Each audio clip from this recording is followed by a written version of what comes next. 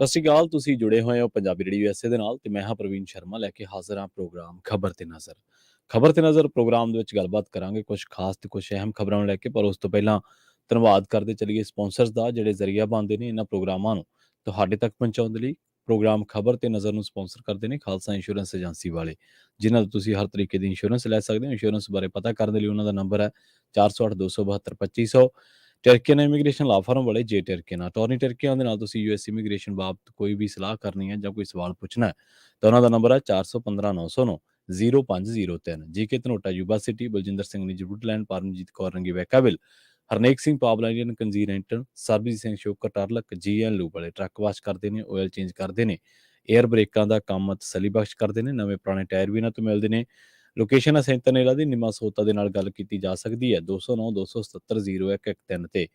Jassi Gill Bakersfield ਤੋਂ, ਬੂਟਾ ਸਿੰਘ ਰਾਣੀਪੁਰ ਫਰੈਜ਼ਨੋ ਤੋਂ। ਇਹਨਾਂ ਸਾਰੇ ਹੀ ਸਪਾਂਸਰ ਦਾ ਬਹੁਤ-ਬਹੁਤ ਧੰਨਵਾਦ।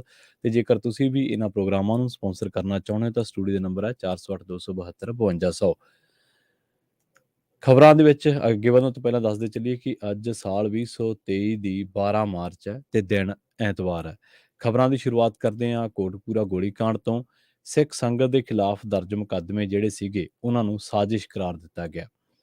ਕੋਟਕਪੂਰਾ ਗੋਲੀਕਾਂਡ ਦੇ ਵਿੱਚ ਪੁਲਿਸ ਅਧਿਕਾਰੀਆਂ ਵੱਲੋਂ ਸ਼ਾਂਤਮਈ ਰੋਸ ਧਰਨੇ ਤੇ ਬੈਠੀਆਂ ਸਿੱਖ ਸੰਗਤਾਂ ਦੇ ਖਿਲਾਫ ਦਰਜ ਮੁਕੱਦਮੇ ਨੂੰ ਸਾਜ਼ਿਸ਼ ਦੱਸਦਿਆਂ ਜਾਂਚ ਟੀਮ ਨੇ ਸਿੱਖ ਜਿੰਨੇ ਵੀ ਸੰਗਤ ਸੀਗੀ ਉਹਨਾਂ ਨੂੰ ਕਲੀਨ ਚਿੱਟ ਦੇ ਦਿੱਤੀ ਹੈ ਤੇ ਇਹਦੇ ਨਾਲ ਹੀ ਇਸ ਕੇਸ ਦੇ ਵਿੱਚ ਆਪਣੀਆਂ ਸ਼ਕਤੀਆਂ ਦੀ ਦੁਰਵਰਤੋਂ ਕਰਕੇ ਬੇਕਸੂਰ ਲੋਕਾਂ ਦੇ ਖਿਲਾਫ ਝੂਠੇ ਗਵਾਹ, ਸਬੂਤ ਅਤੇ ਕੇਸ ਬਣਾਉਣ ਦੇ ਦੋਸ਼ਾਂ ਦੇ ਤਹਿਤ ਪੰਜਾਬ ਦੇ ਸਾਬਕਾ DGP ਸਮੇਤ ਸੈਣੀ, IG ਪਰਮਰਾਜ ਸਿੰਘ ਗੁਮਰਾਨੰਗਲ, ਫਰੀਦਕੋਟ ਦੇ ਤਤਕਾਲੀ SSP ਸੁਖਵਿੰਦਰ ਸਿੰਘ ਮਾਨ ਅਤੇ ਥਾਣਾ ਸਿਟੀ ਕੋਟਕਪੂਰਾ ਦੇ ਸਾਬਕਾ SHO ਗੁਰਦੀਪ ਸਿੰਘ ਪੰਧੇਰ ਨੂੰ ਮੁਕੱਦਮਾ ਨੰਬਰ 192 ਮਿਤੀ 14/10/2015 ਦੇ ਵਿੱਚ ਮੁਲਜ਼ਮ ਨਾਮਜ਼ਦ ਕਰ ਦਿੱਤਾ ਹੈ।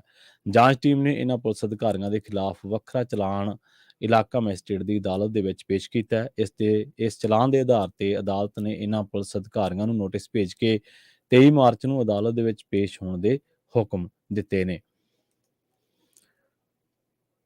ਉਧਰ ਦੂਜੇ ਪਾਸੇ ਕੋਟਕਪੂਰਾ ਗੋਲੀਕਾਂਡ ਦੀ ਜਾਂਚ ਦੇ ਵਿੱਚ ਅੰਤਿਮ ਪੜਾਅ ਦੇ ਵਿੱਚ ਪਹੁੰਚਣ ਦੇ ਨਾਲ ਹੀ ADGP LK ਯਾਦਵ ਦੀ ਅਗਵਾਈ ਵਾਲੀ ਵਿਸ਼ੇਸ਼ ਜਾਂਚ ਟੀਮ ਨੇ ਇਹ ਗੱਲ ਕਹੀ ਹੈ ਕਿ ਜੇਕਰ ਕਿਸੇ ਵੀ ਵਿਅਕਤੀ ਕੋਲ ਇਸ ਕੇਸ ਦੇ ਨਾਲ ਸੰਬੰਧਿਤ ਕੋਈ ਢੁਕਵੀਂ ਜਾਣਕਾਰੀ ਹੈ ਤਾਂ ਉਹ ਵਿਅਕਤੀ ਨਿੱਜੀ ਤੌਰ ਤੇ ਉਹਨਾਂ ਦੇ ਨਾਲ ਪੁਲਿਸ ਹੈੱਡਕੁਆਰਟਰ ਸੈਕਟਰ 9C 6ਵੀਂ ਮੰਜ਼ਿਲ ਵਿਖੇ ਚੰਡੀਗੜ੍ਹ ਦੇ ਵਿੱਚ ਉਹਨਾਂ ਦੇ ਦਫ਼ਤਰ ਦੇ ਵਿੱਚ ਅਗਲੇ 3 ਵੀਰਵਾਰ 16 ਮਾਰਚ, 23 ਮਾਰਚ ਤੇ 30 ਮਾਰਚ ਨੂੰ ਦੁਪਹਿਰੇ 10:30 ਵਜੇ ਤੋਂ ਲੈ ਕੇ ਦੁਪਹਿਰੇ 1 ਵਜੇ ਤੱਕ ਮੁਲਾਕਾਤ ਕਰ ਸਕਦੇ ਨੇ।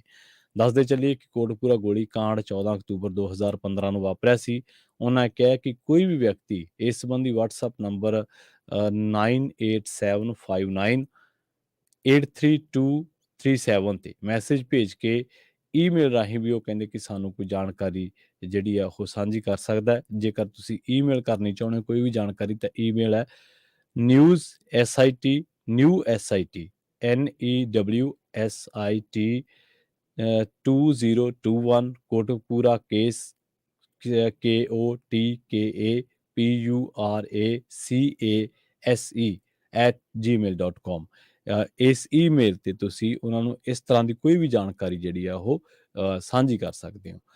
ਅਗਲੀ ਖਬਰ ਦੇ ਵੱਲ ਵਧੀਏ ਤੇ ਬਜਟ ਤੇ ਬਹਿਸ ਦੇ ਦੌਰਾਨ ਗੱਲ ਕਰੀਏ ਤਾਂ ਮੁੱਖ ਮੰਤਰੀ ਭਗਵੰਤ ਮਾਨ ਨੇ ਪੰਜਾਬ ਵਿਧਾਨ ਸਭਾ ਦੇ ਵਿੱਚ ਜਦੋਂ ਬਜਟ ਤੇ ਬਹਿਸ ਚੱਲ ਰਹੀ ਸੀ ਤਾਂ ਸਮਾਪਤੀ ਮੌਕੇ ਪਹਿਲੀ ਮਰਤਬਾ ਪ੍ਰਧਾਨ ਮੰਤਰੀ ਨਰਿੰਦਰ ਮੋਦੀ ਨੂੰ ਸਿੱਧੇ ਤੌਰ ਤੇ ਨਿਸ਼ਾਨੇ ਤੇ ਲਿਆ। ਉਹਨਾਂ ਨੇ ਕਿਹਾ ਕਿ ਅਸੀਂ ਕੇਂਦਰ ਤੋਂ ਭੀਖ ਨਹੀਂ ਬਲਕਿ ਆਪਣਾ ਹੱਕ ਮੰਗਦੇ ਹਾਂ, ਪਰ ਭਾਜਪਾ ਵਾਲੇ ਆਖਦੇ ਨੇ ਕਿ ਕੇਂਦਰ ਪੰਜਾਬ ਨੂੰ ਫੰਡ ਦੇ ਕੇ ਮਦਦ ਕਰਦਾ ਹੈ।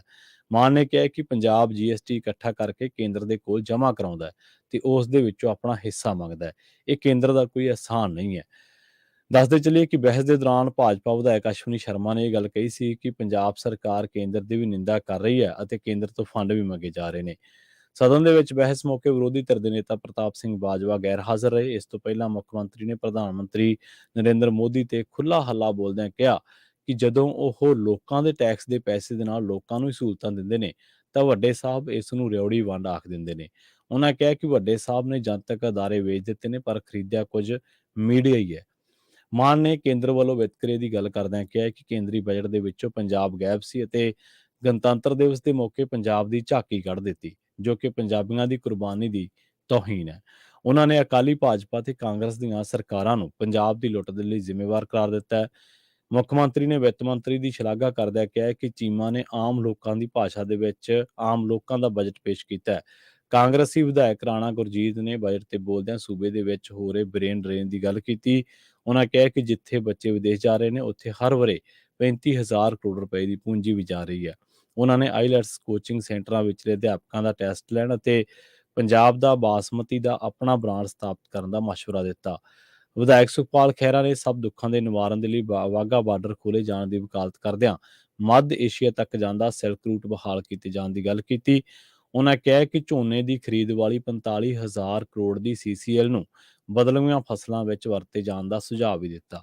ਅਕਾਲੀ ਵਿਧਾਇਕ ਮਨਪ੍ਰੀਤ ਇਆਲੀ ਨੇ ਪਾਵਰਕਾਮ ਤੇ ਮੰਡੀ ਬੋਰਡ ਦੀ ਮੰਦਹਾਲੀ ਦੀ ਗੱਲ ਕੀਤੀ, ਜਦੋਂ ਕਿ ਬਸਪਾ ਵਿਧਾਇਕ ਨਛੱਤਰਪਾਲ ਨੇ ਸ਼ਹਿਰਾਂ ਦੇ ਲਈ ਘੱਟ ਬਜਟ ਰੱਖੇ ਜਾਣ ਦਾ ਮੁੱਦਾ ਚੁੱਕਿਆ। ਡਾਕਟਰ ਰਾਜ ਕੁਮਾਰ ਨੇ 1 ਸਾਲ ਦੇ ਵਿੱਚ ਚੁੱਕੇ ਨਵੇਂ ਕਰਜ਼ੇ ਦੀ ਚਰਚਾ ਕੀਤੀ। ਵਿਧਾਇਕ ਸੰਦੀਪ ਜਾਖੜ ਨੇ ਨਹਿਰਾਂ ਅਤੇ ਖਾਲਾਂ ਵਾਸਤੇ ਹੋਰ ਫੰਡਾਂ ਦੀ ਗੱਲ ਕੀਤੀ। ਭਾਜਪਾ ਵਿਧਾਇਕ ਅਸ਼ਵਨੀ ਸ਼ਰਮਾ ਨੇ ਕੇਂਦਰ ਦੀਆਂ ਸਕੀਮਾਂ ਦੀ ਵਰਤੋਂ ਕਿਹਾ ਕਿ ਨਹੀਂ ਕੀਤੀ ਜਾ ਰਹੀ ਤੇ ਉਹ ਕੇਂਦਰੀ ਫੰਡਾਂ ਦੇ ਲਈ ਸੂਬਾ ਸਰਕਾਰ ਦੇ ਨਾਲ ਕੇਂਦਰ ਕੋਲ ਜਾਣ ਦੇ ਲਈ ਉਹਨਾਂ ਕਿਹਾ ਕਿ ਤਿਆਰ ਨੇ। ਕਾਂਗਰਸੀ ਵਿਧਾਇਕ ਰਾਜਾ ਵੜਿੰਗ ਨੇ ਕਿਹਾ ਕਿ ਬਜਟ ਦੇ ਵਿੱਚੋਂ ਫਰਿਸ਼ਤੇ ਸਕੀਮ ਗਾਇਬ ਹੈ। ਉਹਨਾਂ ਕਿਹਾ ਕਿ ਕਾਂਗਰਸ ਸਰਕਾਰ ਸਮੇਂ 73 ਕਰੋੜ ਕਰਜ਼ਾ ਲਿਆ ਗਿਆ ਸੀ, ਜਦੋਂ ਕਿ ਆਪ ਸਰਕਾਰ ਨੇ ਪਹਿਲੇ 2 ਵਰਿਆਂ ਦੇ ਵਿੱਚ ਹੀ 66,000 ਕਰੋੜ ਦਾ ਕਰਜ਼ ਚੜਾ ਦੇਣਾ ਹੈ। ਉਹਨਾਂ ਮੁੱਖ ਮੰਤਰੀ ਕੈਂਸਰ ਰਾਹਤ ਫੰਡ ਦੀ ਰਾਸ਼ੀ 3 ਲੱਖ ਰੁਪਏ ਕਰਨ ਦਾ ਸੁਝਾਅ ਦਿੱਤਾ ਤੇ ਕਿਡਨੀ ਦੇ ਮਰੀਜ਼ਾਂ ਦੀ ਮਦਦ ਕਰਨ ਦੀ ਵੀ ਗੱਲ ਕੀਤੀ। ਬਿਜਲੀ ਮੰਤਰੀ ਹਰਭਜਨ ਸਿੰਘ ਨੇ ਪਿਛਲੀਆਂ ਸਰਕਾਰਾਂ ਸਮੇਂ ਦੀ ਬਕਾਇਆ ਖੜੀ ਸਬਸਿਡੀ ਦੀ ਗੱਲ ਕਰਦਿਆਂ ਕਿਹਾ ਕਿ ਸਰਕਾਰ ਨੇ 300 ਯੂਨਿਟ ਮੁਫਤ ਬਿਜਲੀ ਦੀ ਗਰੰਟੀ ਪੂਰੀ ਕੀਤੀ ਹੈ। ਕੈਬਨਿਟ ਮੰਤਰੀ ਬਲਜੀਤ ਕੌਰ ਨੇ ਕਿਹਾ ਕਿ ਆਂਗਨਵਾੜੀ ਵਰਕਰਾਂ ਦੀ ਭਰਤੀ ਦੇ ਵਿੱਚ ਰਾਖਵਾਂਕਰਨ ਕੀਤਾ ਗਿਆ।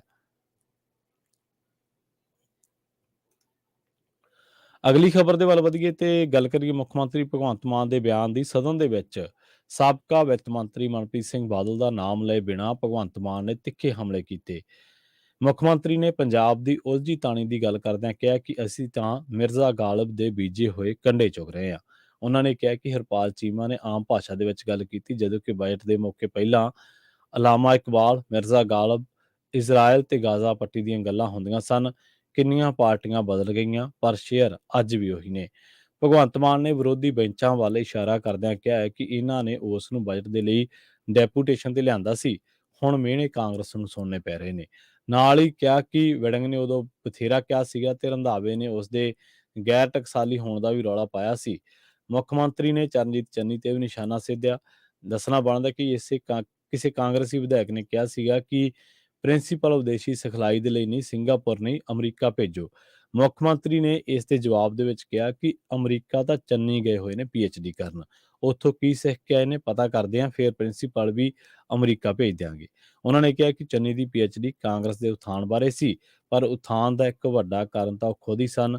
ਮਾਨ ਨੇ ਕਿਹਾ ਕਿ ਚੰਨੀ ਰੌਲਾ ਪਾ ਰਹੇ ਨੇ ਕਿ ਉਸਨੇ ਕੈਲੀਫੋਰਨੀਆ ਦੇ ਵਿੱਚ ਕਿਸੇ ਧਾਰਮਿਕ ਸਮਾਗਮ ਦੇ ਵਿੱਚ ਸ਼ਾਮਲ ਹੋਣਾ ਸੀ, ਪਰ ਵਿਜੀਲੈਂਸ ਕਰਕੇ ਉਸਨੇ ਪ੍ਰੋਗਰਾਮ ਰੱਦ ਕਰ ਦਿੱਤਾ। ਇਸੇ ਦੌਰਾਨ ਪੰਜਾਬ ਵਿਧਾਨ ਸਭਾ ਦੇ ਬਜਟ ਸੈਸ਼ਨ ਦੇ ਸਿਫਰ ਕਾਲ ਦੇ ਦੌਰਾਨ ਪੰਜਾਬੀ ਯੂਨੀਵਰਸਿਟੀ ਪਟਿਆਲਾ ਦੀ ਮੰਦਹਾਲੀ ਦੀ ਵੀ ਗੂੰਜ ਪਈ ਹੈ। ਦੱਸਦੇ ਚੱਲੀਏ ਕਿ ਜਦੋਂ ਪੰਜਾਬ ਦੇ ਬਜਟ ਤੇ ਚਰਚਾ ਕੀਤੀ ਸੀ ਤਾਂ ਪੰਜਾਬੀ ਰੇਡੀਓ USA ਤੇ ਵੀ ਇਸ ਤੇ ਪ੍ਰਮੁੱਖਤਾ ਦੇ ਨਾਲ ਚਰਚਾ ਕੀਤੀ ਗਈ ਸੀ ਪੰਜਾਬੀ ਯੂਨੀਵਰਸਿਟੀ ਦੇ ਮੰਦਹਾਲੀ ਦੇ ਉੱਤੇ। ਤੇ ਹੁਣ ਪੰਜਾਬੀ ਯੂਨੀਵਰਸਿਟੀ ਦੇ ਵਾਈਸ ਚਾਂਸਲਰ ਪ੍ਰੋਫੈਸਰ ਅਰਵਿੰਦ ਵੱਲੋਂ ਯੂਨੀਵਰਸਿਟੀ ਦੀ ਮੌਜੂਦਾ ਸਥਿਤੀ ਨੂੰ ਲੈ ਕੇ ਭਾਵੁਕ ਅਪੀਲ ਦੇ ਹਵਾਲੇ ਦੇ ਨਾਲ ਵਿਰੋਧੀ ਧਿਰ ਨੇ ਕਿਹਾ ਕਿ ਪੰਜਾਬ ਸਰਕਾਰ ਇਸ ਵਿਰਾਸਤੀ ਯੂਨੀਵਰਸਿਟੀ ਨੂੰ ਬਚਾਉਣ ਦੇ ਲਈ ਅੱਗੇ ਆਵੇ। ਵਿਰੋਧੀ ਧਿਰ ਦੇ ਨੇਤਾ ਪ੍ਰਤਾਪ ਸਿੰਘ ਬਾਜਵਾ ਨੇ ਕਿਹਾ ਕਿ ਮੌਜੂਦਾ ਬਜਟ ਦੇ ਵਿੱਚ ਪੰਜਾਬੀ ਯੂਨੀਵਰਸਿਟੀ ਦੀ ਗ੍ਰਾਂਟ 200 ਕਰੋੜ ਤੋਂ ਘਟਾ ਕੇ 164 ਕਰੋੜ ਕਰ ਦਿੱਤੀ ਗਈ ਹੈ। ਉਹਨਾਂ ਕਿਹਾ ਕਿ ਇਸ ਯੂਨੀਵਰਸਿਟੀ ਦੇ ਕੁੱਲ 2,15,000 ਵਿਦਿਆਰਥੀ ਨੇ ਅਤੇ 290 ਕਾਲਜ ਯੂਨੀਵਰਸਿਟੀ ਦੇ ਨਾਲ ਜੁੜੇ ਹੋਏ ਨੇ। ਪੰਜਾਬੀ ਯੂਨੀਵਰਸਿਟੀ ਨੂੰ ਵਿੱਤੀ ਸੰਕਟ ਦੇ ਵਿੱਚੋਂ ਕੱਢਣ ਦੇ ਲਈ ਉਹਨਾਂ ਕਿਹਾ ਕਿ ਪੰਜਾਬ ਸਰਕਾਰ ਨੂੰ ਸੰਜੀਦਗੀ ਦਿਖਾਉਣੀ ਚਾਹੀਦੀ ਹੈ। ਮੌਜੂਦਾ ਮਾਲੀ ਸੰਕਟ ਦੇ ਦੌਰਾਨ ਯੂਨੀਵਰਸਿਟੀ ਦਾ ਚੱਲਣਾ ਕਾਫੀ ਔਖਾ ਹੈ। ਉਹਨਾਂ ਨੇ ਕਿਹਾ ਕਿ ਸਰਕਾਰ ਨੇ ਜਿਹੜਾ 750 ਕਰੋੜ ਰੁਪਏ ਦਾ ਪ੍ਰਚਾਰ ਬਜਟ ਰੱਖਿਆ, ਉਹੀ ਬਜਟ ਇਹਨਾਂ ਯੂਨੀਵਰਸਿਟੀਆਂ ਵਾਸਤੇ ਖਰਚ ਕੀਤਾ ਜਾਵੇ। ਬਾਜਵਾ ਨੇ ਵਿਰੋਧੀ ਧਿਰ ਦੇ ਇੱਕ ਵਿਧਾਇਕ ਨੂੰ ਇੰਸਟਾਗ੍ਰਾਮ ਤੇ ਮਿਲੀ ਧਮਕੀ ਦਾ ਵੀ ਮੁੱਦਾ ਚੁੱਕਿਆ ਤੇ ਇਹਦੇ ਨਾਲ ਹੀ ਕਾਂਗਰਸੀ ਵਿਧਾਇਕ ਰਾਜਾ ਵੜਿੰਗ ਨੇ ਬਹਿਸ ਦੇ ਦੌਰਾਨ ਕਿਹਾ ਕਿ ਸਰਕਾਰ ਹੋਰ ਕਰਜ਼ਾ ਚੁੱਕ ਲਵੇ ਅਤੇ ਪੰਜਾਬੀ ਯੂਨੀਵਰਸਿਟੀ ਨੂੰ ਸੰਕਟ ਦੇ ਵਿੱਚੋਂ ਕੱਢਣ ਦੇ ਲਈ 350 ਕਰੋੜ ਰੁਪਏ ਦੇਵੇ। ਉਹਨਾਂ ਨੇ ਕਿਹਾ ਕਿ ਪੰਜਾਬ ਸਰਕਾਰ ਯੂਨੀਵਰਸਿਟੀ ਦੇ ਮਾਮਲੇ ਤੇ ਪੁਨਰ ਵਿਚਾਰ ਕਰੇ। ਬਜਟ ਤੇ ਬਹਿਸ ਦੇ ਦੌਰਾਨ ਅਕਾਲੀ ਵਿਧਾਇਕ ਮਨਪ੍ਰੀਤ ਇਆਲੀ ਨੇ ਵੀ ਪੰਜਾਬੀ ਯੂਨੀਵਰਸਿਟੀ ਦੇ ਬਜਟ ਤੇ ਸੰਕਟ ਤੇ ਫਿਕਰ ਜਤਾਇਆ। ਗੱਲ ਕਰੀਏ ਜਲੰਧਰ ਦੀ ਜ਼ਿਮਨੀ ਚੋਣ ਦੇ ਲਈ ਪੰਜਾਬ ਕਾਂਗਰਸ ਦੇ ਮੁਖੀ ਅਮਰਿੰਦਰ ਸਿੰਘ ਰਾਜਾ ਵੜਿੰਗ ਨੇ ਜਲੰਧਰ ਲੋਕ ਸਭਾ ਦੀ ਜ਼ਿਮਨੀ ਚੋਣ ਦੇ ਲਈ ਕਪੂਰਥਲਾ ਤੋਂ ਵਿਧਾਇਕ ਰਾਣਾ ਗੁਰਜੀਤ ਸਿੰਘ ਨੂੰ ਚੋਣ ਪ੍ਰਚਾਰ ਕਮੇਟੀ ਦਾ ਚੇਅਰਮੈਨ ਥਾਪਿਆ। ਇਸ ਚੋਣ ਦੇ ਲਈ ਹਾਲੇ ਮਿਤੀ ਦਾ ਐਲਾਨ ਨਹੀਂ ਹੋਇਆ। ਜਲੰਧਰ ਲੋਕ ਸਭਾ ਸੀਟ ਕਾਂਗਰਸੀ ਸੰਸਦ ਮੈਂਬਰ ਸੰਤੋਖ ਚੌਧਰੀ ਦੇ ਦੇਹਾਂਤ ਮਗਰੋਂ ਖਾਲੀ ਹੋ ਗਈ ਸੀ। ਉਹਨਾਂ ਦੀ ਮੌਤ ਜਨਵਰੀ ਮਹੀਨੇ ਦੇ ਵਿੱਚ ਉਸ ਵੇਲੇ ਹੋਈ ਸੀ ਜਦੋਂ ਉਹ ਰਾਹੁਲ ਗਾਂਧੀ ਦੀ ਅਗਵਾਈ ਵਾਲੀ ਭਾਰਤ ਜੋੜੋ ਯਾਤਰਾ ਦੇ ਵਿੱਚ ਸ਼ਾਮਲ ਸਨ ਅਤੇ ਉਹਨਾਂ ਨੂੰ ਦਿਲ ਦਾ ਦੌਰਾ ਪੈ ਗਿਆ ਸੀ। ਇਸੇ ਦੌਰਾਨ ਸਾਬਕਾ ਮੰਤਰੀ ਅਵਤਾਰ ਹੈਨਰੀ ਨੂੰ ਕੋਆਰਡੀਨੇਸ਼ਨ ਕਮੇਟੀ ਦਾ ਚੇਅਰਮੈਨ ਨਿਯੁਕਤ ਕੀਤਾ ਗਿਆ। ਰੁੱਖ ਕਰਦੇ ਅਨੰਦਪੁਰ ਸਾਹਿਬ ਦਾ। ਅਨੰਦਪੁਰ ਸਾਹਿਬ ਦੇ ਵਿੱਚ ਲੰਘੇ ਦਿਨ ਇੱਕ ਬੜੀ ਮੰਦਭਾਗੀ ਘਟਨਾ ਵਾਪਰੀ ਸੀ। ਸ੍ਰੀ ਅਨੰਦਪੁਰ ਸਾਹਿਬ ਦੇ ਵਿਖੇ ਹੋਲੇ ਮੁਹੱਲੇ ਦੇ ਦੌਰਾਨ ਨਿਹੰਗ ਪ੍ਰਦੀਪ ਸਿੰਘ ਦੇ ਕਤਲ ਮਾਮਲੇ ਨੇ ਨਵਾਂ ਮੋੜ ਲੈ ਲਿਆ। ਇਸ ਝੜਪ ਦੇ ਵਿੱਚ ਜ਼ਖਮੀ ਹੋਏ ਸਤਬੀਰ ਸਿੰਘ, ਜੋ ਕਿ ਪੀਜੀਆਈ ਦੇ ਵਿੱਚ ਜ਼ੇਰੇ ਇਲਾਜ ਹੈ, ਉਸ ਦੀ ਪਤਨੀ ਗੁਰਵਿੰਦਰ ਕੌਰ ਨੇ ਕਿਹਾ ਕਿ ਉਸ ਨੂੰ ਪ੍ਰਦੀਪ ਸਿੰਘ ਦੀ ਮੌਤ ਦਾ ਅਫਸੋਸ ਹੈ, ਪਰ ਪ੍ਰਦੀਪ ਨੇ ਹੀ ਪਹਿਲਾਂ ਉਸ ਦੇ ਪਤੀ ਤੇ ਕਿਰਪਾਨਾਂ ਦੇ ਨਾਲ ਹਮਲਾ ਕੀਤਾ ਸੀ। ਉਸ ਨੇ ਦੱਸਿਆ ਕਿ ਪ੍ਰਦੀਪ ਨੇ ਸਤਬੀਰ ਦੇ ਦੋਵੇਂ ਹੱਥ ਵੱਢੇ, ਬਾਂਹ ਨੂੰ ਨੁਕਸਾਨ ਪਹੁੰਚਾਇਆ ਅਤੇ ਲੱਤਾਂ ਤੇ ਡੰਡੇ ਮਾਰੇ ਸਨ। ਗੁਰਵਿੰਦਰ ਦੇ ਮੁਤਾਬਕ ਪ੍ਰਦੀਪ ਨੇ ਆਪਣੇ ਲਈ ਕੀਤੇ ਲਈ ਸਤਬੀਰ ਤੋਂ ਮਾਫੀ ਵੀ ਮੰਗੀ ਸੀ। ਉਸ ਨੇ ਕਿਹਾ ਕਿ ਪ੍ਰਦੀਪ ਤੇ ਹਮਲਾ ਉੱਥੇ ਮੌਜੂਦ ਭੀੜ ਵੱਲੋਂ ਕੀਤਾ ਗਿਆ, ਜਦਕਿ ਉਸ ਦਾ ਪਤੀ ਉਸ ਵੇਲੇ ਜ਼ਖਮੀ ਸੀ। ਗੁਰਵਿੰਦਰ ਨੇ ਮੀਡੀਆ ਤੇ ਵੀ ਇੱਕ ਪਾਸੜ ਖਬਰਾਂ ਦਿਖਾਉਣ ਦੇ ਦੋਸ਼ ਲਾਏ ਨੇ। ਉਸ ਵੱਲੋਂ ਮੰਗ ਕੀਤੀ ਗਈ ਹੈ ਕਿ ਇਸ ਕੇਸ ਦੀ ਜਾਂਚ ਸੀਬੀਆਈ ਵੱਲੋਂ ਕਰਵਾਈ ਜਾਵੇ। ਪਿੰਡ ਉੱਪਰਲੀ ਨਲਹੋਟੀ ਵਾਸੀਆਂ ਨੇ ਕਿਹਾ ਕਿ ਸਤਬੀਰ ਦਾ ਪਿਤਾ ਨਰਿੰਜਨ ਸਿੰਘ ਘਟਨਾ ਵੇਲੇ ਪਿੰਡ ਸੀ, ਪਰ ਪੁਲਿਸ ਨੇ ਉਸ ਤੇ ਵੀ ਪਰਚਾ ਦਰਜ ਕਰ ਦਿੱਤਾ ਹੈ। ਪ੍ਰਦੀਪ ਸਿੰਘ ਦੇ ਕਾਤਲਾਂ ਨੂੰ ਫੜਨ ਦੇ ਲਈ ਪੁਲਿਸ ਵੱਲੋਂ 3 ਟੀਮਾਂ ਬਣਾਈਆਂ ਗਈਆਂ ਨੇ। ਇਸ ਸੰਬੰਧੀ ਰੂਪਨਗਰ ਦੇ ਐਸਪੀਡੀ ਮਨਵਿੰਦਰ ਸਿੰਘ ਨੇ ਦੱਸਿਆ ਕਿ ਇਹਨਾਂ ਟੀਮਾਂ ਦੀ ਅਗਵਾਈ ਡੀਐਸਪੀ ਰੂਪਨਗਰ ਤਲਵਿੰਦਰ ਸਿੰਘ ਗਿੱਲ ਤੇ ਨਾਲ ਹੀ ਡੀਐਸਪੀ ਅਨੰਦਪੁਰ ਸਾਹਿਬ ਅਤੇ ਸੀਆਈ ਇੰਚਾਰਜ ਰੂਪਨਗਰ ਸਣੇ ਹੋਰ ਅਧਿਕਾਰੀ ਕਰ ਰਹੇ ਨੇ। ਡੀਐਸਪੀ ਨੇ ਇਹ ਗੱਲ ਦੱਸੀ ਹੈ ਕਿ ਪੀਜੀਆਈ ਦੇ ਵਿੱਚ ਜ਼ੇਰੇ ਇਲਾਜ ਸਤਬੀਰ ਸਿੰਘ ਦੇ ਬਿਆਨ ਦਰਜ ਕਰਨ ਤੋਂ ਬਾਅਦ ਅਗਲੀ ਕਾਰਵਾਈ ਕੀਤੀ ਜਾਵੇਗੀ। ਹੁਣ ਤੱਕ ਕੁੱਲ 7 ਨੌਜਵਾਨਾਂ ਦੇ ਵਿਰੁੱਧ ਕੇਸ ਦਰਜ ਕੀਤਾ ਹੈ। ਇਸ ਦੇ ਨਾਲ ਹੀ ਪ੍ਰੋਗਰਾਮ ਖਬਰ ਤੇ ਨਜ਼ਰ ਨੂੰ ਆਪਾਂ ਇੱਥੇ ਹੀ ਸਮਾਪਤ ਕਰਾਂਗੇ। ਮੈਨੂੰ ਪ੍ਰਵੀਨ ਸ਼ਰਮਾ ਨੂੰ ਦਿਓ ਇਜਾਜ਼ਤ। ਜੁੜੇ ਰਹੋ ਪੰਜਾਬੀ ਰੇਡੀਓ USA ਦੇ ਨਾਲ ਤੇ ਆਖਿਰ ਦੇ ਵਿੱਚ ਇੱਕ ਵਾਰ ਫਿਰ ਤੋਂ ਤੁਹਾਨੂੰ ਸਭ ਨੂੰ ਪਿਆਰ ਸਤਿਕਾਰ ਸਹਿਤ ਸਤਿ ਸ਼੍ਰੀ ਅਕਾਲ।